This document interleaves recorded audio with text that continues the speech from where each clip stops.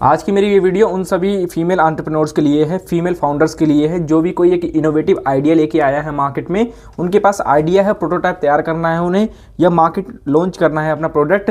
कोई ऐसा लेके आए हैं और फीमेल डायरेक्टर हैं आपकी कंपनी में, या आप मान लीजिए आपने प्राइवेट लिमिटेड कंपनी बनाई, एलएलपी कंपनी बनाई, या आपका जो पार्टनर है वो फीमेल है, तो गवर्नमेंट की कौन सी ऐसी स्कीम है जिसके थ्रू आप फंडिंग ले सकते हैं। तो आज इस वीडियो को पूरा देखिएगा। आज मैं आपको बताने वाला हूँ निधि प्रयास ग्रांट के बारे में। फीमेल है, खुद का कंपनी स्टार्ट करना है, खुद का बिजनेस स्टार्ट करना है, इनोवेटिव आइडिया आपके पास है, सर्विस सेक्टर में हो चाहे कोई प्रोडक्ट आप लेके आए हैं, इस वीडियो को देखिएगा। मैं आपको बताने वाला हूँ निधि प्रयास के बारे में। तो चलिए शुरू करते हैं और जानते हैं सबसे पहले निधि प्रयास बेसिकली है क्या। निधि प्रयास एक स्कीम है जो कि department of science and technology द्वारा चलाई जाती है। अगर आप कोई भी टेक्नोलॉजी इंडस्ट्री में कोई भी ऐसे बिजनेस लेके आए हैं जो कि एक इनोवेटिव है, एक ऐसा इनोवेटिव आइडिया है, या आप कोई एक आइडिया है जिसको प्रोटोटाइप तैयार करना है आपको, तो सरकार आपको फंडिंग देगी इसमें। इस प्रोग्राम को जो मैनेज किया जाता है वो PMU यानी programme management unit IIT Bombay द्वारा इसे मैनेज किया जाता है, जिसमें फंडिंग दी जाती है 10 लाख तक, जिसके बारे में हम अभी बात करेंगे। सबसे पहले बात कर लेते हैं इस स्कीम के की फीचर्स या बेनिफिट के बारे में। पहली चीज़ तो अगर आपके पास कोई आइडिया है, आप प्रोटोटाइप वर्किंग प्रोटोटाइप रेडी करना चाहते हैं, प्रूफ ऑफ कॉन्सेप्ट तैयार करना चाहते हैं अपने प्रोडक्ट का, तब इसमें आप एलिजिबल हैं। कोई भी इंडिविजुअल इनोवेटर हो सकते हैं विदाउट ए स्टार्टअप। अगर आपके पास कोई भी स्टार्टअप नहीं है, आप इंडिविजुअल हैं, फीमेल है, इंडिविजुअल हैं, तो आप इसमें जा सकते हैं। जो कि आपकी मिनिमम एज 18 साल होनी चाहिए, मैक्सिमम एज आपकी 50 साल होनी चाहिए। मैक्सिमम का ऐसा कोई क्राइटेरिया दिया नहीं है, लेकिन 18 से 50 साल के बीच को ही एंटरटेन किया जाता है, या उससे ज़्यादा है तो भी आप इसमें अप्लाई कर सकते हैं। आपके पास IP इंटेलेक्चुअल प्रॉपर्टी होनी चाहिए उस बिज़नेस की। कोई भी प्रोडक्ट कोई भी सर्विस लेके आए हैं तो उसके मालिक आप होने चाहिए अगर आप इंडिविजुअल हैं तो। इसके अलावा अगर आपके एक अर्ली स्टार्टअप है या फिर को फाउंडर है एक स्टार्टअप के, कोई एक प्राइवेट लिमिटेड कंपनी है या कोई एक स्टार्टअप है जिसकी आप फीमेल को फाउंडर हैं, तो इसमें आप एलिजिबल हो सकते हैं। बट इसमें एक क्राइटेरिया ये है कि मान लो आपकी कंपनी प्राइवेट लिमिटेड है, ठीक है, उसमें 3 डायरेक्टर हैं, तो 3 डायरेक्टर में से एक फीमेल है, तो फीमेल की जो शेयर परसेंटेज है वो 51% से ज़्यादा होनी चाहिए ओनरशिप, तब जाके आप इसमें अप्लाई कर सकते हैं।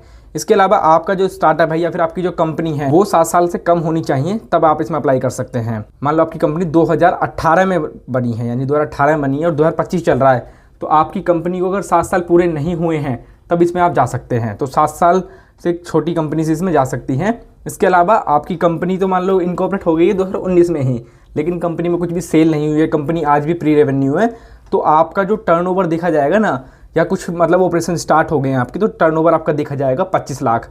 25 लाख से ज़्यादा आपका टर्नओवर होगा तो आप इसमें नहीं जा सकते हैं। ये हो गया आपका एलिजिबिलिटी क्राइटेरिया। फोकस सेक्टर की बात की जाए तो आपका जो स्टार्टअप है वो टेक्नोलॉजी बेस्ड या साइंस बेस्ड आपका होना चाहिए। इसके अलावा प्रोटोटाइप मस्ट भी एक फिजिकल प्रोडक्ट होना चाहिए, यानी आप कोई भी प्रोटोटाइप रेडी करें तो उसका एक फिजिकल प्रोडक्ट होना चाहिए।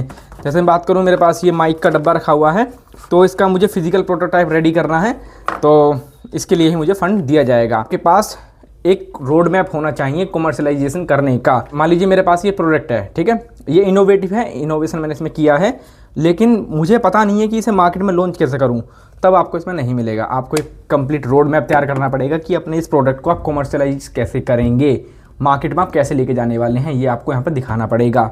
ये मैंडेटरी स्टेप होता है। इसके अलावा टाइमलाइन की बात की जाए तो आपका जो प्रोडक्ट है, क्योंकि क्या होता है बहुत सारे लोग इम्प्लीमेंटेशन में बहुत टाइम लगा देते हैं, उनके पास आइडिया होता है लेकिन एग्जीक्यूशन उनका 2-2, 3-3 साल लगा देता है, उनका एग्जीक्यूशन ही नहीं हो पाता है।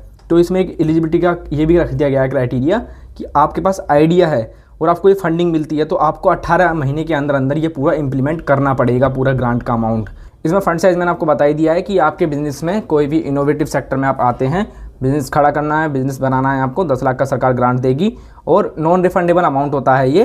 अगर कोई भी आपका फंड या कोई भी आपका अमाउंट जो दिया गया है आपको, मान लो आपको 10 लाख दिया गया है, 10 लाख में से आपके पास 2 लाख रुपए बच गए, अनयूज्ड बच गए, तो वो आपको रिटर्न करना पड़ेगा इंक्यूबेशन को। अब बात करते हैं इस स्कीम में कौन कौन नहीं जा सकता है। इस स्कीम में कोई भी सॉफ्टवेयर बना रहा है, ठीक है, या फिर कोई ई-कॉमर्स पोर्टल बना रहा है, या कोई ऐप बेस्ड सर्विस प्रोवाइड कर रहा है, वो इसमें बिल्कुल भी एलिजिबल नहीं है। इसमें केवल वही इनोवेटिव सेक्टर जा सकते हैं जिनके पास कुछ ऐसा यूनिक मतलब प्रोडक्ट लेके आए हैं। बेसिकली इसमें जो फोकस किया जा रहा है ना, वो AI को फोकस किया जा रहा है, क्योंकि ओपोजिशन हो गया इंडिया के अंदर। बहुत सारे लोग यही सवाल उठाते हैं कि हमारी इंडियन गवर्नमेंट इनोवेशन को सपोर्ट नहीं करती है, इनोवेशन को कोई फंडिंग अपॉर्चुनिटी प्रोवाइड नहीं करती है। तो देखिए आपके लिए आ गई है निधि प्रयास योजना, जो कि department of science and technology द्वारा मॉनिटर की जाती है ये स्कीम।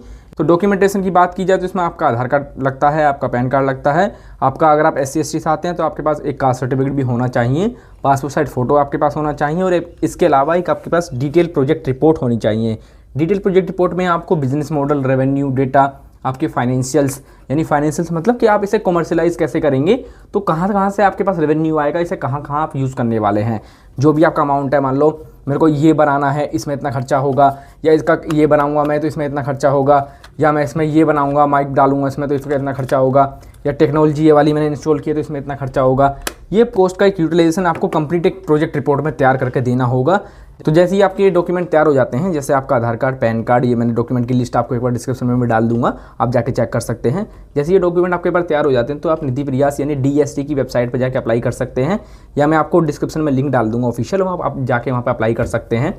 जैसे ही आप सबमिट करते हैं तो विदिन 45 डेज़ के अंदर अंदर आपके पास रिवर्ट आता है डिपार्टमेंट की तरफ से, या जो भी आपका प्रोजेक्ट है वो एलिजिबल है इसमें या नहीं है, वो सारी इन्फॉर्मेशन आपको ओवर द मेल शेयर कर दी जाती है। अगर आप इसमें एलिजिबल होते हैं तो आपका एक इंक्यूबेशन के साथ में इंटरव्यू अलाइन किया जाता है, क्योंकि ये केवल आपके प्रोजेक्ट के लिए नहीं दी जाती है फंडिंग हमेशा दी जाती है किसी भी फाउंडर को। अब मान लो आपने बना ली प्राइवेट लिमिटेड कंपनी, ठीक है, और प्राइवेट लिमिटेड कंपनी में आपने जो है डायरेक्टर बना लिया किसी भी फीमेल को, लेकिन फीमेल को कुछ इन्फॉर्मेशन है ही नहीं, या घर में से किसी भी मेंबर को बना लेते हैं आज के समय में लोग, तो उनको कुछ जानकारी नहीं है, कुछ पता नहीं है कि कैसे चीज़ें चलती हैं, कैसे काम होता है।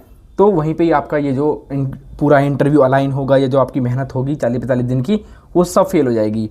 इसलिए आप अगर इनोवेटिव आइडिया लेकर आए हैं, कोई एक सोल प्रोप्राइटर है, कोई महिला है, कोई इंडिविजुअल है, तो आप जाइएगा। इसके अलावा अगर आप को फाउंडर होते हैं किसी भी स्टार्टअप के या किसी भी कंपनी के, तो आप ये ध्यान रखिएगा कि आपके पास नॉलेज होनी चाहिए, इन्फॉर्मेशन होनी चाहिए अपने प्रोडक्ट के बारे में, अपनी सर्विस के बारे में, जिस भी इनोवेटिव आइडिया को आप लेकर आए हैं मार्केट में, जिसके लिए आप फंडिंग लेने जा रहे हैं, उसके बारे में आपको भरपूर नॉलेज होनी चाहिए, तब जाके आपको फंड मिलेगा। और आपको DPR प्रिपरेशन करवाना है या इसमें एप्लीकेशन सबमिशन करवाना है, आपको हमारी कंसल्टेंसी सर्विस चाहिए तो डिस्क्रिप्शन में लिंक डाल दूंगा, आप कॉन्टैक्ट कर सकते हैं हमारी टीम से।